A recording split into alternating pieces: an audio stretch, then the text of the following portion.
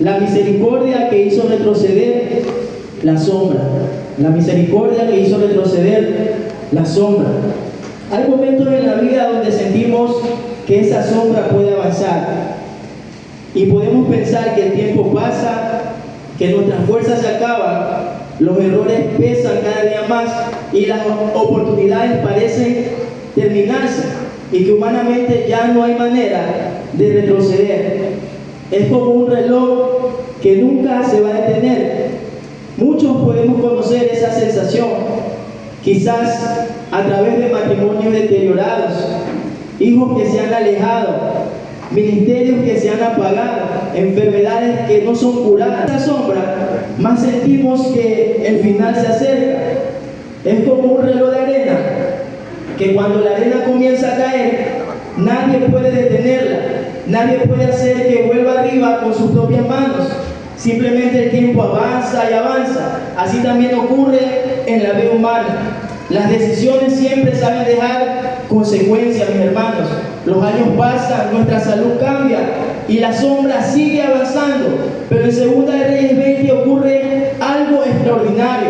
Si usted leyó conmigo, habla de una sombra, amén, de una petición, de una comprobación, amén, que hace el rey Ezequías. Y es que Dios hace algo extraordinario. Dios hizo retroceder esa sombra. Él le pregunta, ¿qué es más fácil? ¿Que la sombra avance o que la sombra retroceda? Y Ezequías, como toda buena persona que le gusta probar al Señor, le dice, es muy fácil que la sombra avance. Entonces haz que la sombra retroceda. Y el Señor, que es grande en poderío, para Él no hay nada imposible. Y es así que la sombra retrocede. No solamente sanó un hombre, no solamente añadió años, Dios dio una señal sobrenatural, no solamente de su poder, sino de su misericordia. Job 14, del 7 al 9. Porque si el árbol fuere cortado, aún queda de él esperanza. Retoñará aún y sus renuevos no faltarán. Al percibir el agua, reverdecerá. Esto es un versículo que nos trae esperanza, que aún Dios, de lo que está seco, puede hacer reverdecer. Pero al final de este versículo hay algo muy importante. Dice, al percibir el agua, reverdecerá. Es que aquella persona o aquel objeto que se ha secado porque el tiempo ha pasado, porque han venido enfermedades sobre su vida, porque quizás su matrimonio se ha deteriorado o porque quizás sus hijos se han alejado, quizás personalmente, pero también en la iglesia no cumplen las expectativas como padres que quizás queramos que cumplan. Pero aquella persona o aquel objeto reverdecerá solamente al percibir esa agua. Y esa agua es Cristo Jesús. Y aquella agua hoy quiere renovar muchas vidas. Aquella agua hoy quiere reverdecer muchas vidas que quizás se hayan secado con el paso del tiempo. Antes de este capítulo, en Segunda de Reyes 18 y 19, el contexto es claro. Jerusalén había atravesado una crisis terrible. Sennacherib había rodeado poderoso. Jerusalén estaba en desventaja total. Humanamente, Judá se encontraba sentenciada. Pero Ezequías no se puso en esta ocasión a llorar. Ezequías no se desesperó. Ezequías hizo algo muy importante que hoy nosotros tenemos que recordar. Ezequías buscó a Dios, y el Señor que todo oye, el Señor que todo ve, el Señor que no rechaza nunca un corazón contrito y humillado, el Señor intervino milagrosamente y libró en aquella ocasión a Jerusalén. Así el Señor también en esta hora te dice, no importa cuál sea la guerra que tú estés pasando, no importa el contexto en el cual tú estés atravesando, solamente busca mi rostro, porque yo milagrosamente te libraré de aquel ejército que te ha rodeado hasta el día de hoy. Sin embargo, después de aquella victoria tan sobrenatural que acababa de ver este rey, que con un ejército menguado, con un ejército en total desventaja, este rey se puede decir que en la mayor plenitud cae con una enfermedad, y ni siquiera una enfermedad crónica que se va degenerando, cae con una enfermedad de muerte. De hecho, eso nos enseña que después de grandes victorias espirituales también pueden venir luchas privadas. Y esto es muy común Quizás puede ser el caso de los pastores, quizás pueden traer los mejores mensajes, quizás pueden tener la iglesia repleta, quizás usted que esté liderando puede tener mucho éxito, la sociedad le respalda, ha visto la gloria de Dios, quizás al evangelista, al misionero, va a una casa, va a un lugar que el Señor le envía, ve cómo los endemoniados son liberados, ve cómo el enfermo es sanado, pero déjeme decirle algo, todo esto no le garantiza que usted va a estar exento de pruebas. Esto no le garantizó a Ezequías que él iba a estar exento de pruebas. Es que aunque veamos la gloria del Señor, no tenemos la garantía de que el Señor no nos va a probar. La sombra, y en esta tarde quiero tratar 4 puntos. El primer punto es: la sombra avanzaba anunciando el final. Y si usted lee conmigo en 2 de Reyes 21, dice: en aquellos días Ezequías cayó enfermo de muerte, y vino a él el profeta Isaías, hijo de Amós, y le dijo: Jehová dice así, ordena tu casa, porque morirás y no vivirás. En el contexto hebreo, un rey enfermo, mi amado amigo, mi amado hermano, representaba inestabilidad nacional, también representaba un temor político y también representaba incertidumbre para el pueblo. Esto simplemente no era un escenario donde el rey iba a morir y ya, sino que también el pueblo al cual él lideraba también iba a sentir aquella prueba que él estaba pasando. Ordena tu casa no significaba solamente acomodar cosas del hogar. Ordena tu casa significa prepara la herencia, sucesión, asuntos familiares, asuntos del reino. Esto era una sentencia real. Y esto no es como a veces que venimos a la iglesia y hay muchos hermanos, amén, o profetas quizás que se hacen llamar y te ponen la mano y te dicen: así te dice el Señor. No, en esta ocasión el rey Ezequías sí le estaba hablando Dios, y era una sentencia real. Era una sentencia real que en ese momento estaba inestabilizando todo. Quizás en ese momento el rey Ezequías tenía muchos planes, porque venía haciendo una gran victoria. Quizás él dijo: bueno, ahora Israel, Judá, ahora va a tener paz. Pero ahora precisamente el rey era el que ya no tenía paz. Y es que así precisamente nos pasa a nosotros. Venimos de grandes batallas. Yo no sé si a usted le ha pasado, pero a mí me ha pasado. Hemos venido de grandes batallas, peleando, luchando en la buena carrera. Y cuando creemos que va a haber paz, es cuando menos paz hay. Pero el Señor hoy te dice: tranquilo, porque yo estoy oyendo tu oración. Ordena tu casa no significaba solamente acomodar cosas del hogar. Dios en esta ocasión primero confronta a Ezequías con su realidad, porque Dios es así. Él, antes de restaurarnos, Él nos confronta. Es así que usted ve mucha gente que quizás ahora mismo puede estar siendo golpeada por deficiencias económicas, quizás en su hogar el dinero no alcanza. Quizás le está pidiendo muchas cosas al Señor y pensamos quizás que el Señor no nos oye. Pero déjeme decirle algo: Dios primero te va a confrontar, porque Él te quiere restaurar. Porque antes de restaurar, Dios nos confronta para despertarnos y hace al hombre conocer su verdadera necesidad. Déjame decirte algo: si en esta hora tú estás enfermo y piensas que tu verdadera necesidad es que Dios te sane, déjame decirte que esa no es la verdadera necesidad. La verdadera necesidad es como hizo Ezequías. Él lloró con un gran lloro, dice la palabra, y Dios escuchó su clamor. Es que nuestra verdadera necesidad jamás va a ser el milagro que Dios nos pueda dar. Nuestra verdadera necesidad siempre va a ser estar en la presencia del Señor y aquella recompensa que vamos a tener un día cuando estemos delante del Señor. Muchos viven ignorando que la vida es frágil, que el tiempo es corto y que esa sombra sigue avanzando. Déjeme decirle algo en esta hora: que sin Cristo el hombre avanza sí, quizás avances y tengas 3 casas, quizás avances y tengas el carro del año,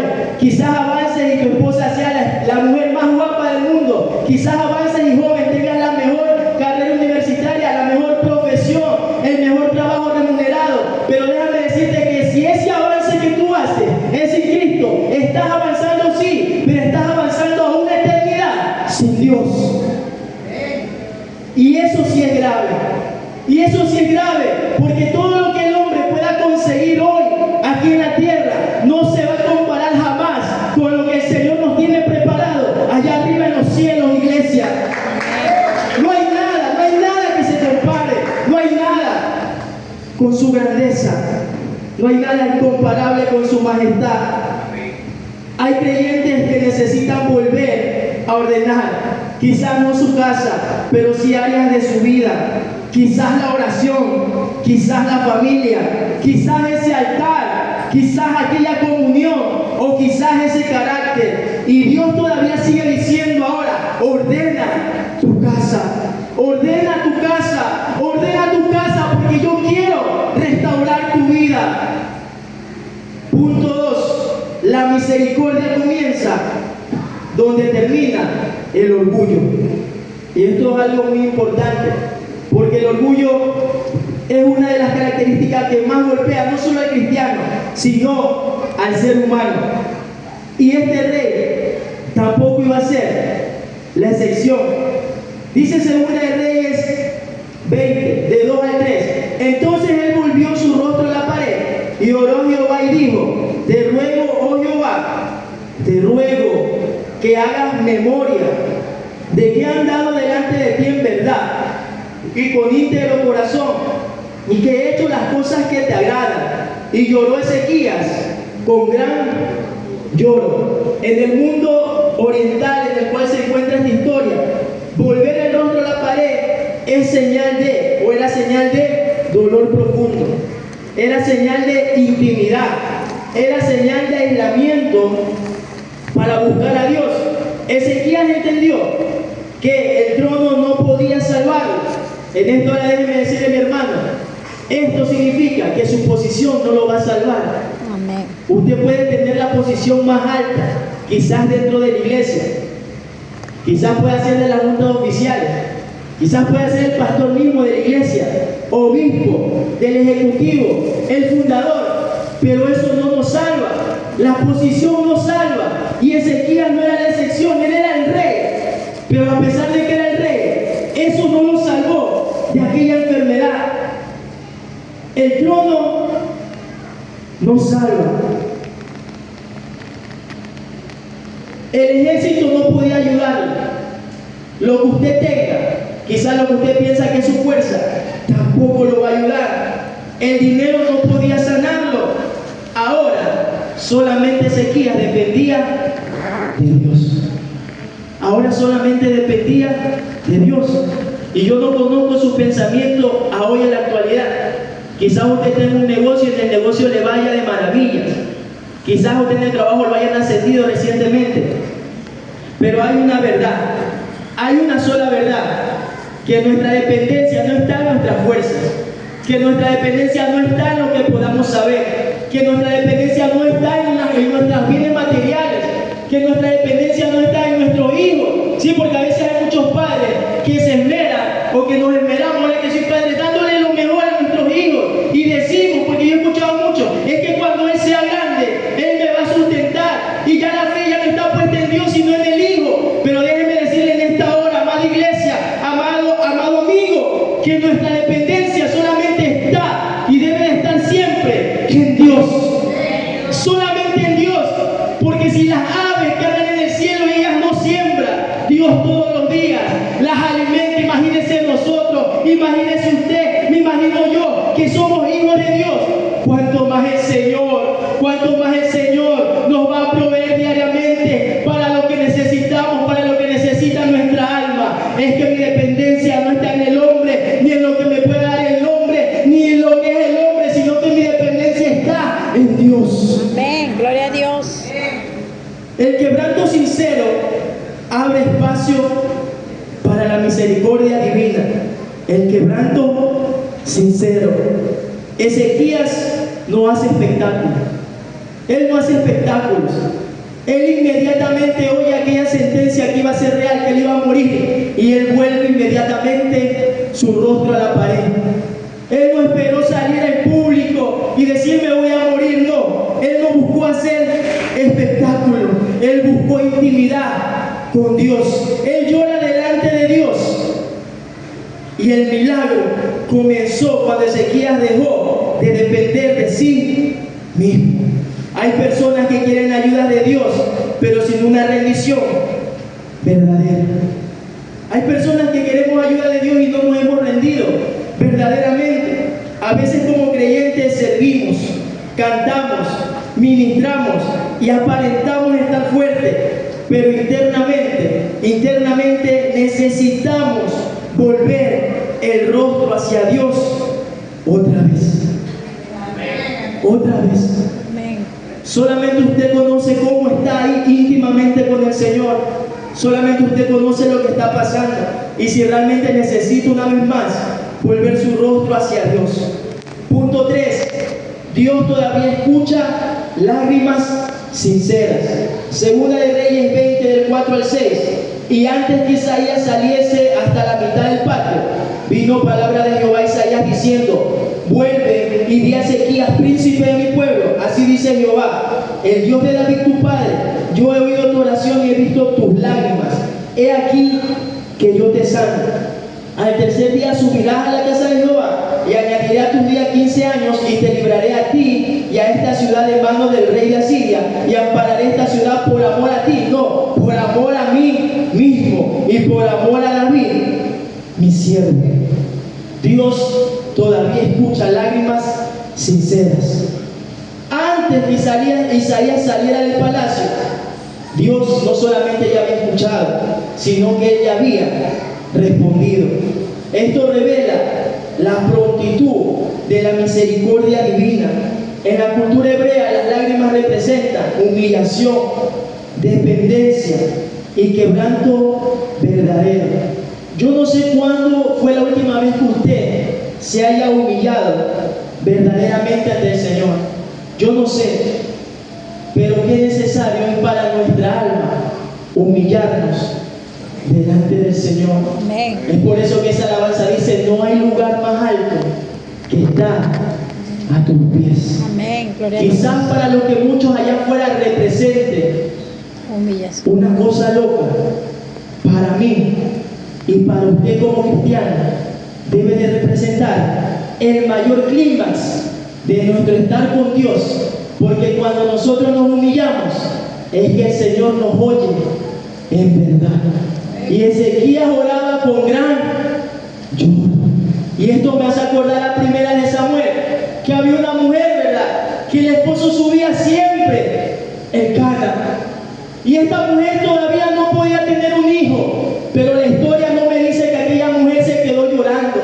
La historia me dice que aquella mujer un día cansada de todo, lloró amargamente, con gran lloro también, que aquel sacerdote, amén, Elí, pensó que ella estaba ebria. Yo no sé realmente cuál es su clima máximo de humillación ante el Señor. Yo no sé, pero yo sí he experimentado ese clima, cuando ya no me importa nada, cuando yo siento que prácticamente soy un despojo humano y tengo que inclinarme ante el Señor, recurrir y decir: Señor, yo nada valgo, Señor, yo nada soy, Señor, yo nada tengo, porque todo lo que tengo es tuyo. Señor, escúchame.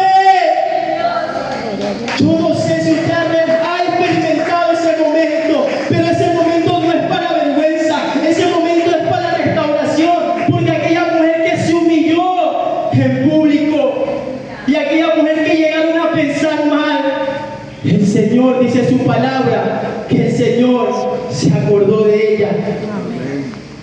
Y en otras palabras, a mí me gusta entender es que Ana se acordó que cuando nos humillamos delante del Señor, algo tiene que pasar. Iglesia, algo tiene que pasar, y algo va a pasar cuando empecemos a humillarnos y a rendirnos verdaderamente a los pies del Maestro.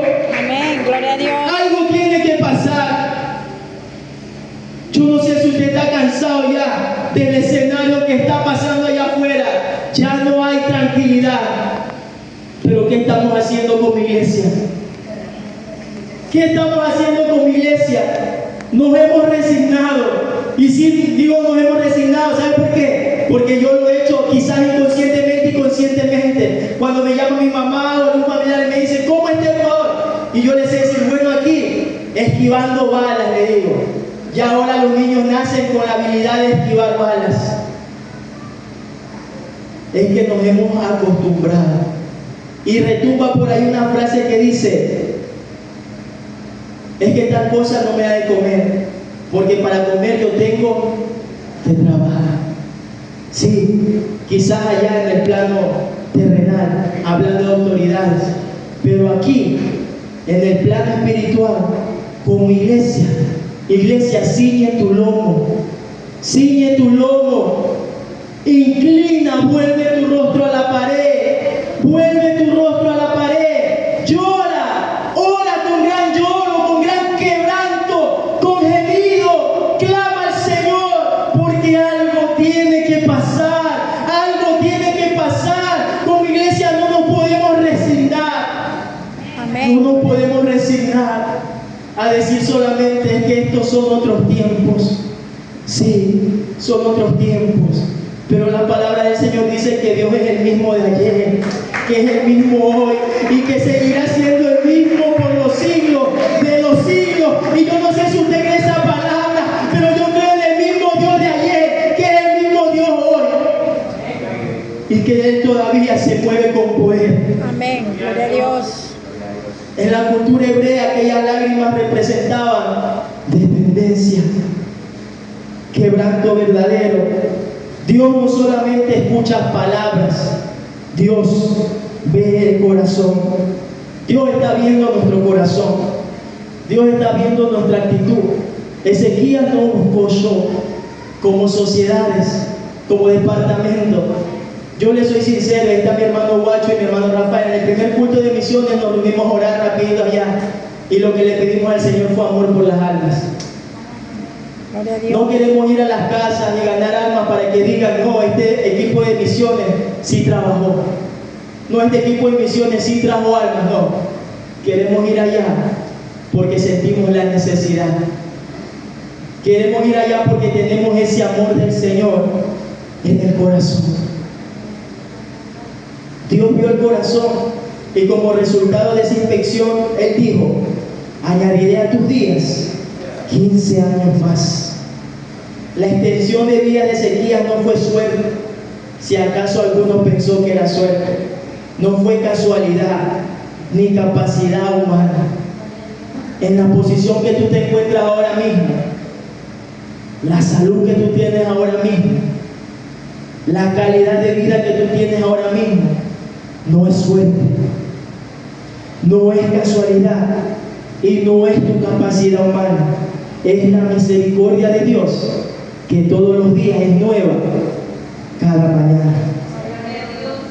Hay personas vivas hoy solamente porque Dios tiene misericordia. Hay accidentes evitados, hay enfermedades superadas, procesos donde Dios nos ha sostenido. Y cada mañana que despertamos es gracias a Él. Como cuarto punto, la misericordia hizo retroceder la sombra. Segunda de Reyes del 8 al 11. Y Ezequías había dicho a Isaías, ¿qué señal tendré de que Jehová me sanará? Y que subiré a la casa de Jehová al tercer día. Respondió Isaías, esta señal tendrás de Jehová, de que hará Jehová esto que ha dicho. ¿Avanzará la sombra 10 grados o retrocederá 10 grados? Y Ezequías respondió, fácil cosa es que la sombra decline 10 grados, pero no que la sombra vuelva atrás 10 grados. Entonces el profeta Isaías clamó a Jehová e hizo volver la sombra por los grados que había descendido en el reloj de acá, 10 grados atrás. Bueno, usted sabe que esto es un reloj de sol. Amén, o para los que no lo sabían. La sombra en este contexto marcaba el paso del tiempo. Y el tiempo naturalmente, mi hermano, el tiempo avanza. Creo que en Superman, creo que fue algo en esa película, fue nada más que se vio que el tiempo retrocedió, cuando le dio toda la vuelta al mundo. Pero si acaso usted está creyendo que eso es verdad, déjeme decirle que eso es mentira. El tiempo avanza y nunca retrocede. La sombra retrocediendo en esta ocasión fue una señal visible de una verdad invisible. Fue una señal visible de una verdad invisible. Y todas las cosas grandes que usted está pasando y que está saboreando hasta el día de hoy son el reflejo de esa verdad invisible. Y esa verdad invisible es Jesucristo. Esa verdad invisible es la gracia de Dios que un día nos encontró. Amén. La misericordia había intervenido. Dios estaba demostrando autoridad, no solamente sobre la enfermedad de sequía, sino sobre el tiempo, sobre aquella sentencia y sobre lo imposible. Hay personas quizás hoy que sienten y dicen, ya es tarde para mí. En una ocasión yo me subí a un taxi, iba para la universidad y me llevaba una persona alrededor de unos 50 años ya tirando a 60. Y esta persona me decía, yo soy cristiano, me decía, y le sirvo al Señor al día de hoy. Él era de los soldados de Jesucristo, no sé si usted lo ha escuchado, de los militares, de los uniformados. Y él decía, contento, decía, yo le estoy sirviendo al Señor y ahora estoy en el equipo de evangelismo. Estaba gozoso. Y yo le digo, bueno, le digo, yo tengo desde los 17 años en la iglesia y ya tengo 24, creo que tenía en aquel entonces. Y le digo, y no me arrepiento de nada, le digo, porque quizás muchos allá afuera pueden decir o pensar que he desperdiciado mi juventud. Y yo le digo, pero yo siento que no he desperdiciado de un día de mi vida. Aquel taxista, cuando me di cuenta, empezó a llorar. Yo dije, ¿por qué? Si yo no le dije nada malo. Aquel taxista que estaba feliz me empieza a contar su verdadera realidad. Y ahí es cuando le digo que Dios confronta. Y aquel taxista dice, sí, dice mi amado joven, yo hoy le sirvo al Señor, pero tengo solamente 6 años. Toda mi vida la desperdicié en trago y en mujer. Oiga, y ese taxista empezó a llorar como un niño.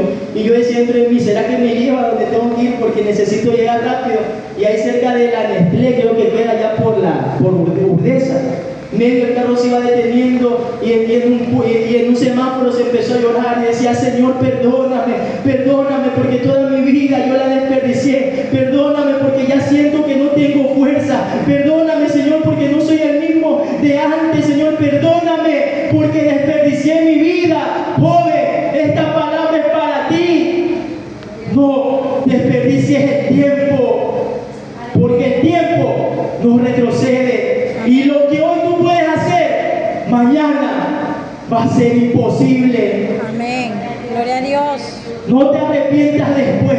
Grábate esta palabra. Después te puedes arrepentir. Hoy que toda tu fuerza sea para el Señor. Hoy que toda tu vida sea para el Señor. Hoy que todo lo que tienes y aún lo que no tienes que ya esté dedicado al Señor. Amén. Gloria a Dios. Joven, la muerte allá afuera no distingue edad. La muerte simplemente quiere matar. Satanás ha venido al mundo a hurtar, a robar, a destruir y anda como león rugiente buscando a quien devorar. Joven, no pierdas tu tiempo. Amén. Gloria a Dios. Nunca retrocede el tiempo. Hay personas que sienten que ya es tarde, ¿verdad? Ya dañé demasiado mi vida, ya no hay esperanza. Pero cuando Dios tiene misericordia, hasta esa sombra que es imposible de retroceder, esa sombra tiene que retroceder. Quizás la sombra avanzó o haya avanzado al día de hoy sobre tu fe. Quizás tú tienes otra expectativa de ti dentro de la iglesia y no la ves. Quizás avanzó en tu hogar, problemas disfuncionales en su hogar, con su cónyuge, con sus hijos, y está clamando y no avanza y no retrocede esa sombra. Tu comunión, su ministerio, pero la misericordia de Dios todavía puede restaurar. Aquí el problema jamás fue la enfermedad y jamás fue, ¿sabe por qué? Porque él oró con gran lloro y el Señor lo oyó y le sanó. Sino que cuando leemos más abajo, donde usted termina el versículo 11, usted puede leer ahí donde dice Ezequías recibe a los enviados de Babilonia. ¿Sí lee? Bueno, eso yo no le voy a leer, se lo voy a parafrasear. Pero la pregunta, y aquí viene el meollo del asunto, es ¿qué hacemos con esa sombra o con ese tiempo que retrocedió, esa sombra que retrocede, ¿qué hacemos con ese tiempo que Dios nos concede? La historia, como le digo, no termina de rey Ezequías, porque Dios lo sana, y cuando Dios lo sana, Babilonia envía gente para enterarse, dice la palabra de Dios, de las proezas que había hecho el Señor. Pero ¿qué es lo que pasa? Que cuando llegan aquellos emisarios babilónicos, Ezequías hace todo, dice la palabra de Dios, que no hubo nada de su tesoro que él no le enseñaba, porque Ezequías en vez de decir, mira, esto me gané en esta guerra, mira mi reino como es, mira que tengo los mejores adornos en oro, en plata, en bronce, y jamás se acordó de aquel que lo sanó, jamás. ¿Cómo estamos nosotros? Quizás el Señor ya retrocedió esa sombra, y esta es la pregunta del día de hoy, y esta es la inquietud. La historia no termina con el milagro. Más adelante en el capítulo, Ezequías, como les digo, le muestra a todos los babilónicos su tesoro, y eso deja una enseñanza importante. La misericordia de Dios añade tiempo, pero el tiempo añadido debe vivirse con sabiduría espiritual. Y eso me hace acordar, ¿cuántos conocen la historia de los 10 leprosos? ¿Verdad? Jesús sana a los 10. ¿Y cuántos regresaron? Solo uno regresó. Yo digo que ese uno fue el más inteligente. ¿Sabe por qué? Porque ese uno, aunque no lo dice ahí, pero me gusta a mí a veces pensar, no saliéndome del contexto bíblico, pero quizás ese uno tuvo que haber dicho, si ya me dio lepra una vez, me puede volver a dar lepra. Yo vuelvo con el que me sanó. Amén. Pero hoy en día, todos somos como los 9 leprosos. Jesús sanó a los 10 leprosos, los 10 recibieron misericordia, pero solo uno regresó. Y quizás la diferencia fue esta: uno tuvo esa sabiduría espiritual.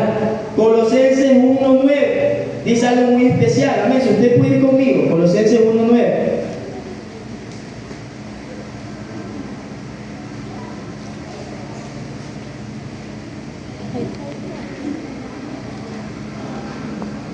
Y tiene como prefacio, Pablo pide que Dios le conceda sabiduría espiritual, por lo cual también nosotros, desde el día que lo oímos, no cesamos de orar por vosotros y de pedir que seáis llenos de Él, conocimiento de su voluntad, en toda sabiduría e inteligencia espiritual.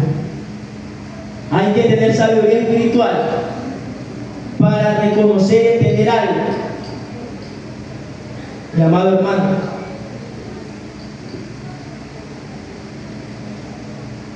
el milagro, ese milagro que usted recibió, ha recibido o quiere recibir, amén, debe acercarnos más al Señor, jamás nos debe alejar. Los 9 disfrutaron la bendición y solamente uno volvió al bendecidor. No basta recibir misericordia. La pregunta es, ¿qué hacemos con el tiempo que la misericordia nos concede? Porque hay personas que lloran en la crisis, buscan a Dios en la enfermedad, claman en la desesperación, pero después del milagro se olvidan de Dios. Hoy Dios todavía sigue teniendo misericordia, todavía sigue añadiendo tiempo, todavía sigue restaurando vidas. Pero la misericordia no solo quiere salvarte del final, quiere acercarte nuevamente a los pies de Cristo. Donde la sombra anunciaba el final, la misericordia de Dios decía, y al día de hoy dice, todavía hay esperanza. ¿Sí?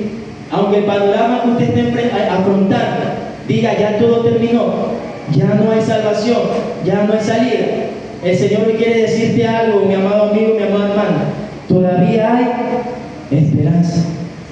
Volvamos nuestro rostro hacia el Maestro, volvamos nuestra confianza hacia el Dador